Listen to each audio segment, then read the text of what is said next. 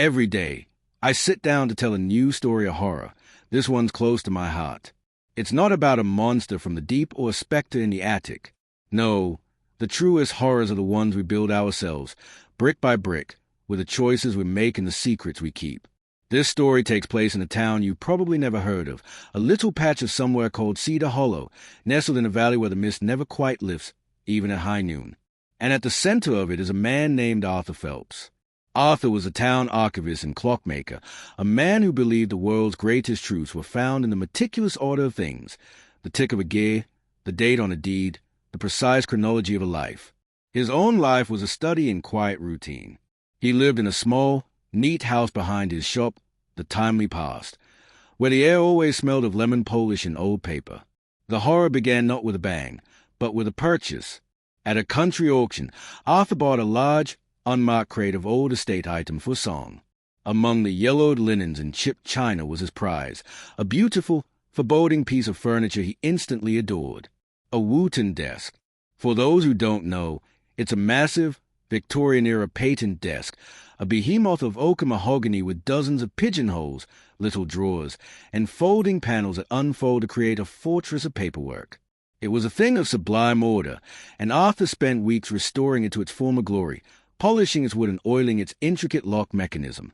He placed it in the center of his study, and for a time it was perfect.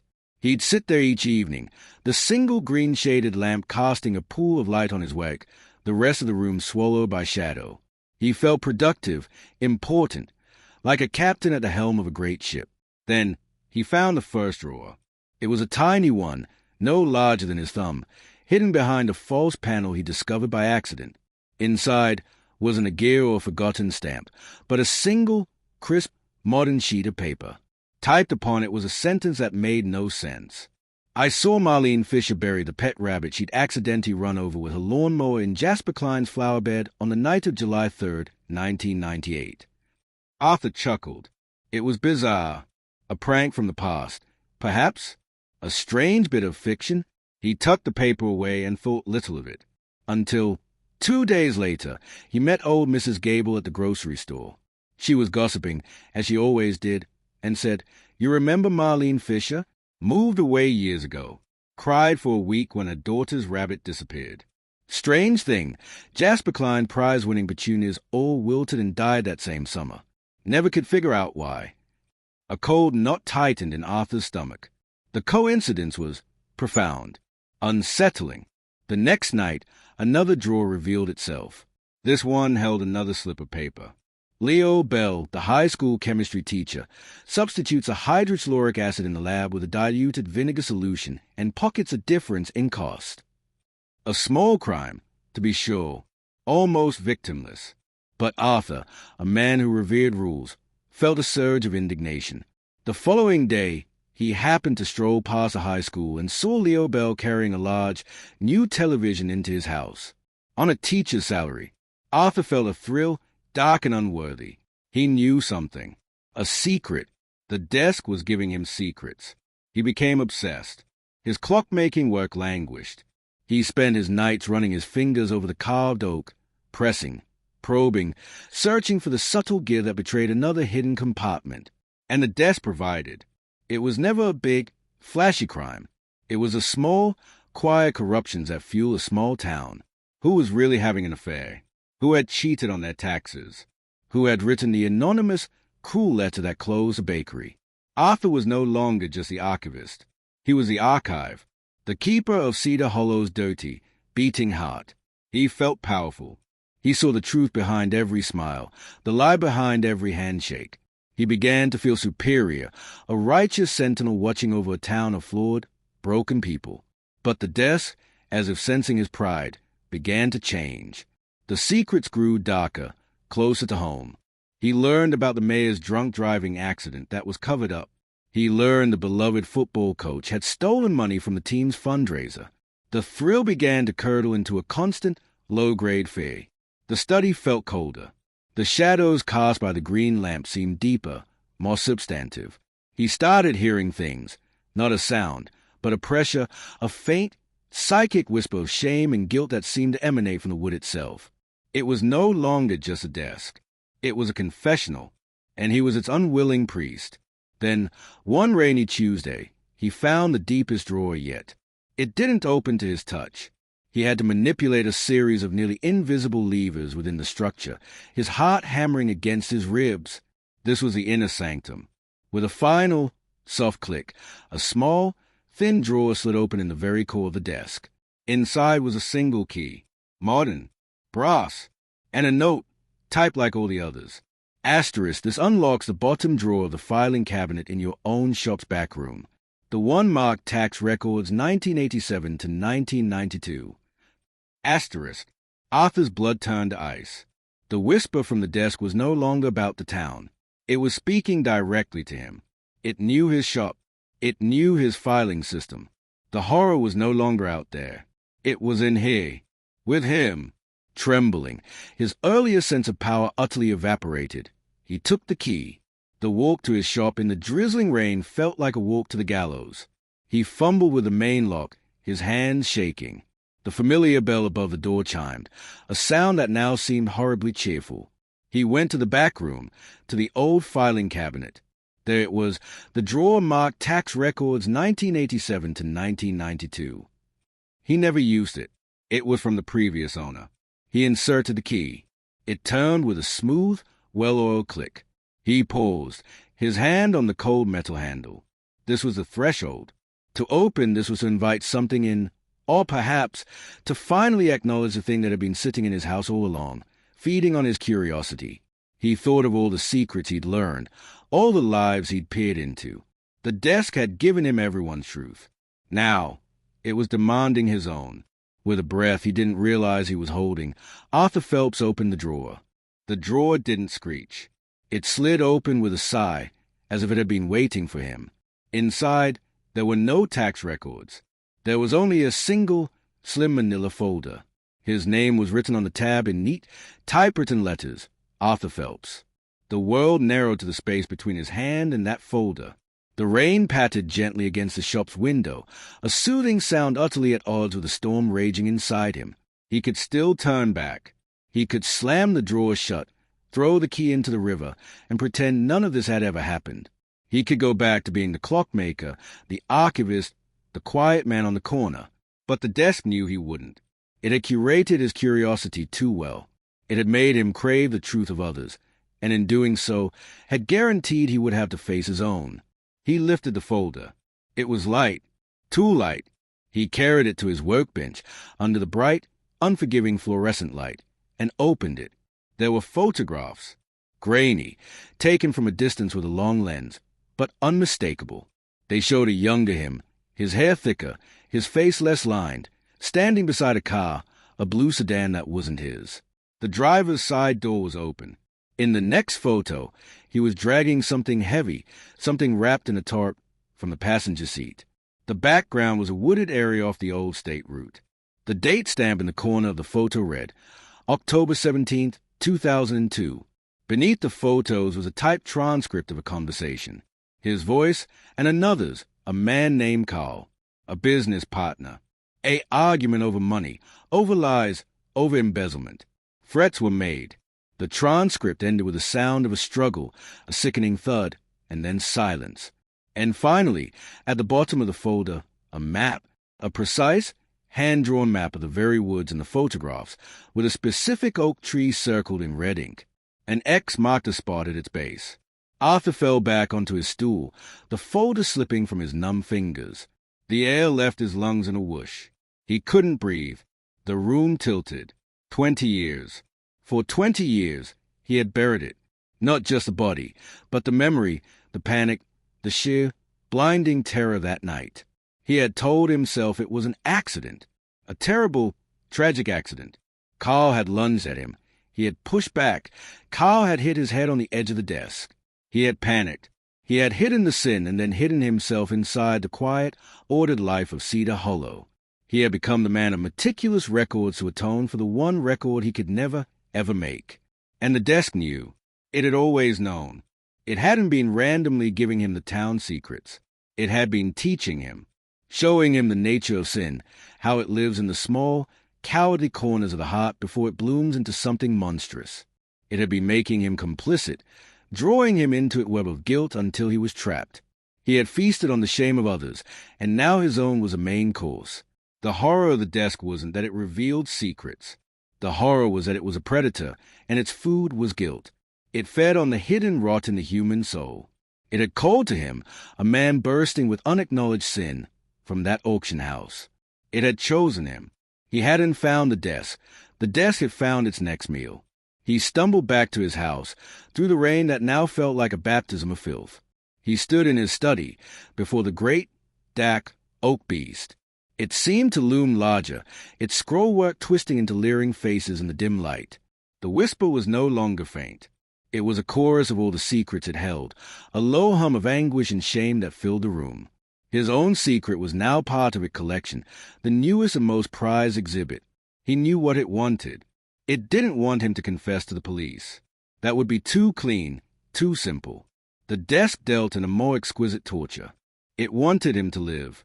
It wanted him to continue as the town's archivist, its quiet, knowledgeable heart, all while knowing he was the worst of them all. It wanted him to sit here, night after night, and feel the weight of every hidden sin in Cedar Hollow, amplified by the crushing weight of his own. It was a perpetual motion machine of misery, and he was now its engine.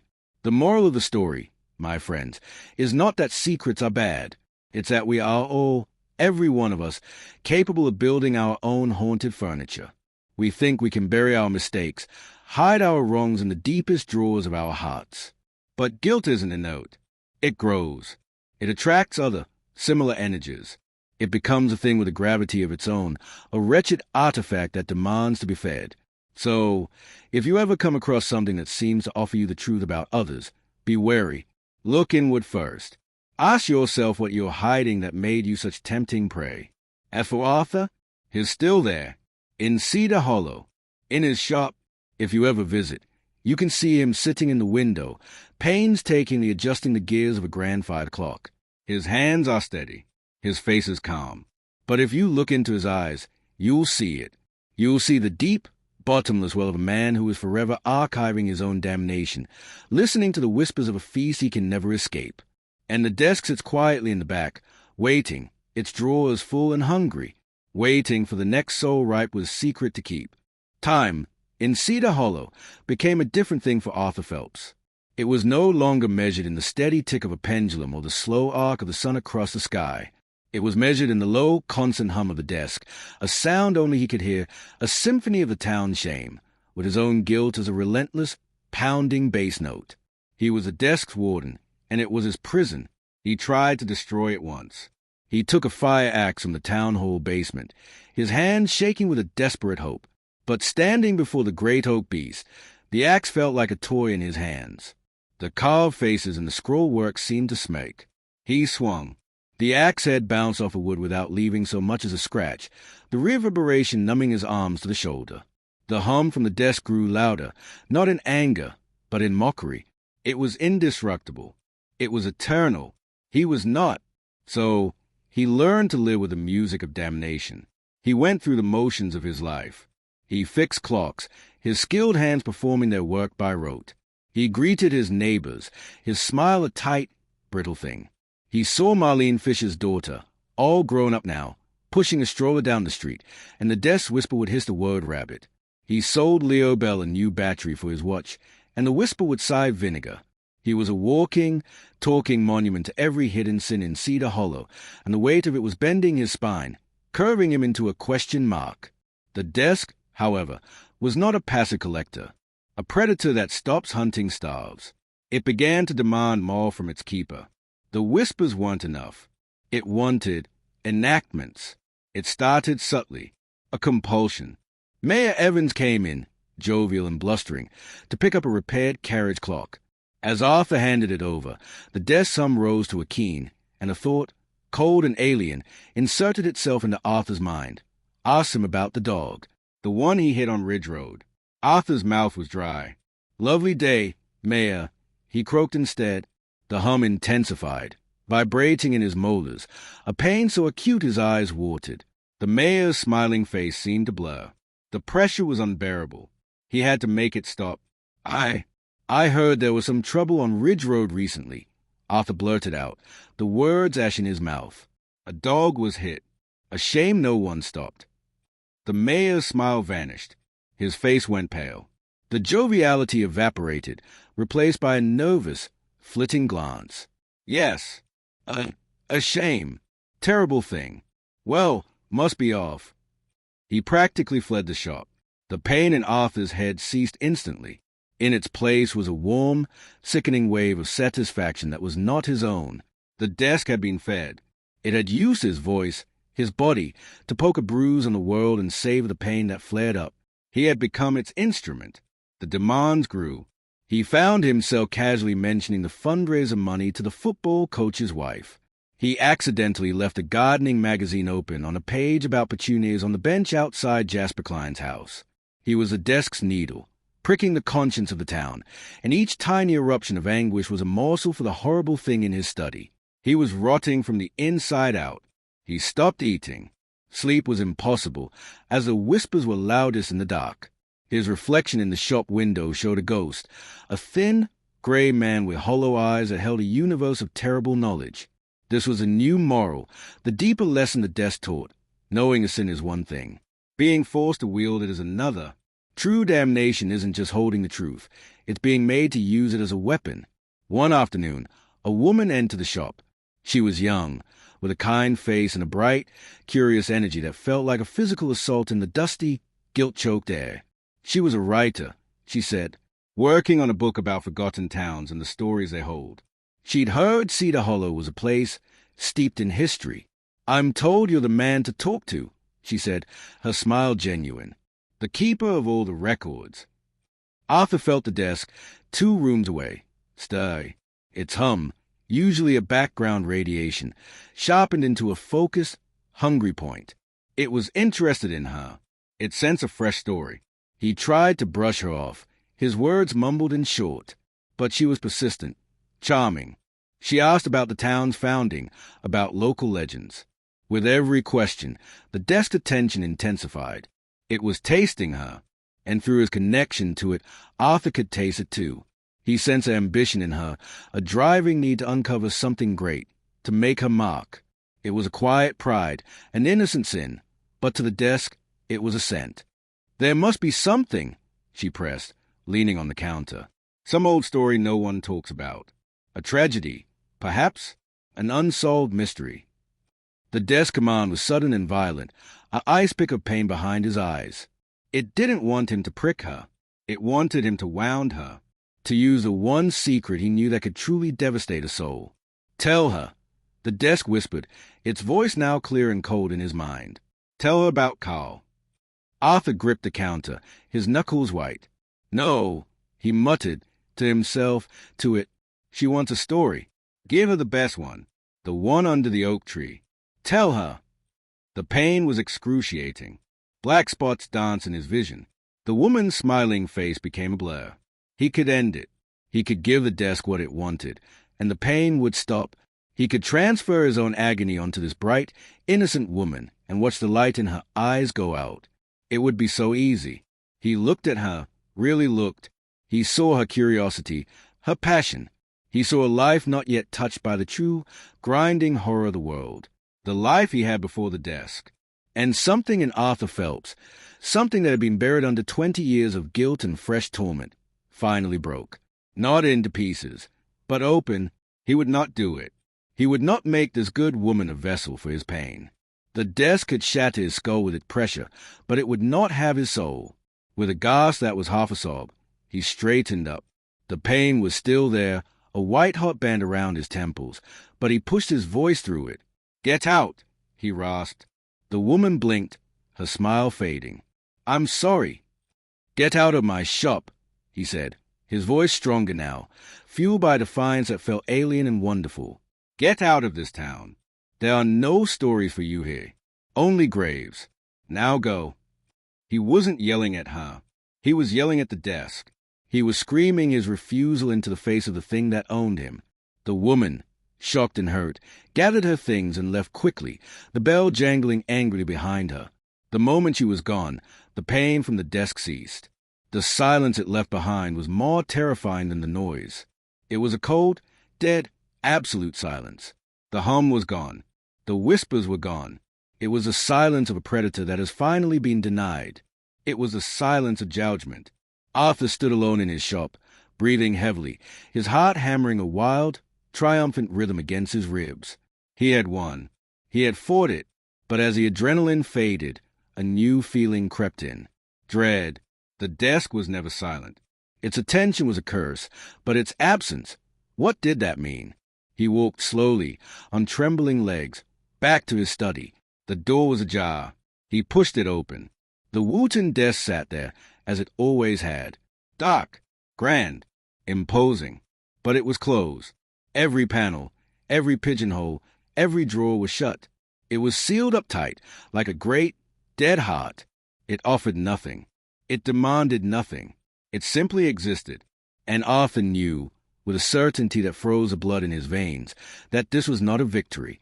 This was a new sentence. The desk had not given up. It had simply changed its strategy. It had turned its back on him. He was now utterly, completely alone with the one secret that had started it all. His own. The desk had forced him to hold up a mirror to the town's sins for so long that he had almost forgotten the original face of his own. Now, the mirror was gone, and all that was left was a face, staring back from the darkness, with nothing to distract it. The horror was no longer in the whispering. It was in the silence. It was in the awful, absolute solitude of a guilt that has lost all its witnesses, and is now yours, and yours alone, forever. The feast was over. The keeper was now the kept, and his cell was a quiet, endless echo of a single, unforgivable act, with no monster to share the blame but himself. The silence was the worst part. For months, the desk's hum had been a torture, a psychic infestation. Now, its absence was a void, and nature, as they say, abhors a vacuum. Into that silence rushed the memory of the thing Arthur had buried. It wasn't a memory he could play from start to finish. It was a series of sensory fragments that ambushed him. The smell of cold autumn air and gasoline, the rough texture of the tarp, the shocking, wet weight of Carl's body, the sound of date, handful after handful, falling onto something that was no longer a man, but a problem to be solved. These memories didn't feel like recollections. They felt like visitations. He would be adjusting a clock's escapement and suddenly feel the grit of soil under his fingernails. He'd be making tea and smell the loamy decay of that long-ago October. The desk had been a curse, but it had also been a distraction. It had given him a purpose, however monstrous, to be the keeper of sins. Now, it had fired him. He was just a man alone in a house with the one sin that mattered. He stopped opening the shop. The clocks inside, neglected, began to wind down. One by one, they fell silent, until the only sound in the timely past was the drip of a leaky faucet and the scuttling of mice in the walls. Time, in the one place dedicated to its measurement, had effectively stopped. Arthur took to walking the streets of Cedar Hollow at night. He was a gaunt spectre in a worn-out coat, his footsteps echoing on the damp pavement. He was looking for something, though he didn't know what. Absolution? A sign? Or perhaps he was just trying to outwalk the thing that lived inside his head. He saw the fallout of the desk feast.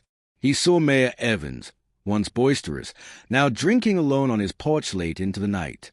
He saw the football coach's marriage end in a quiet, bitter divorce. The town, once held together by a web of polite lies, was now fraying at the edges, its hidden corruptions exposed not by a bang, but by the 1,000 tiny cuts Arthur had been forced to administer. He had done this. The desk had wielded the knife, but as had been the hand. The moral calculus of his damnation was becoming terrifyingly clear. His single, hidden crime had been the catalyst for 100 smaller miseries. He was the infection point, and the desk had merely been the fever. One night, his wanderings took him to the edge of town, to the old state route. He hadn't been there in 20 years. His feet, of their own accord, carried him down the familiar dirt track into the woods. The leafless branches clawed at a moonless sky. He didn't need a map. His body remembered the way. And there it was. The oak tree. It was bigger now, its roots more gnarled, but it was unmistakable. He stood before it, his breath pluming in the frigid air, his heart a cold, dead stone in his chest. This was the source, the root of the silence, the origin of the ghost that haunted him. The compulsion was sudden and absolute. It didn't come from the desk.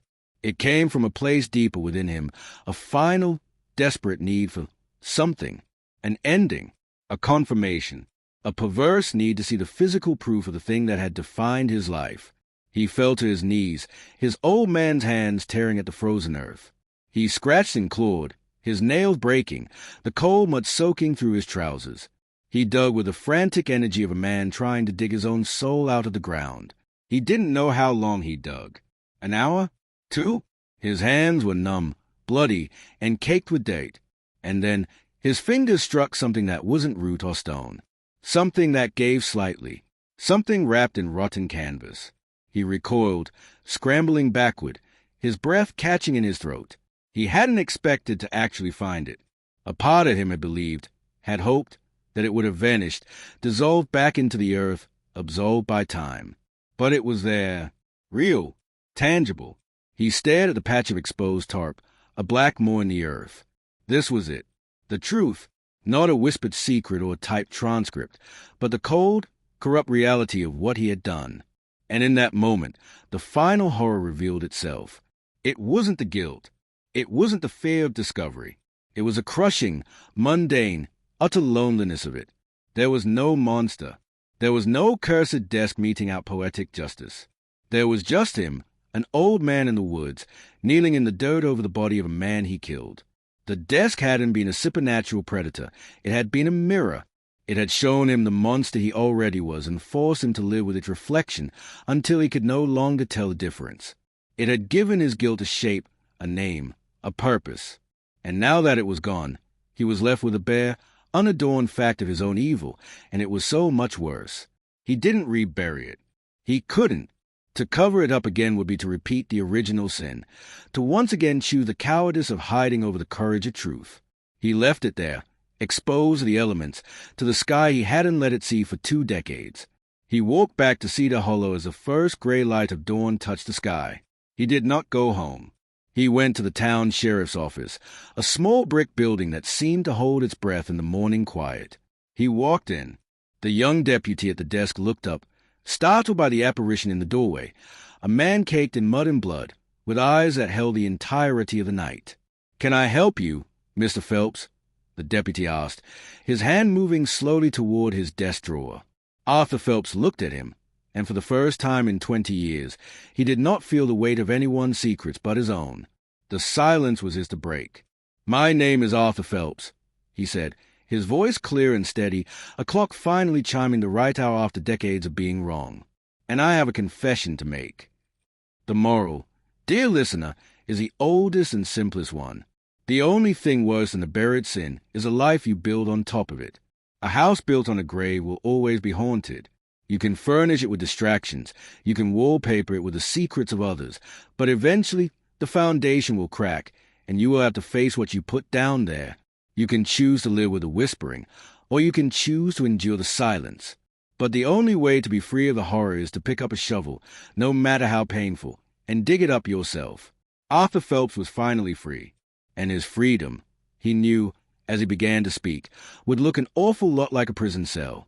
But it would be a cell of his own choosing, with walls of truth, and a silence he could finally bear.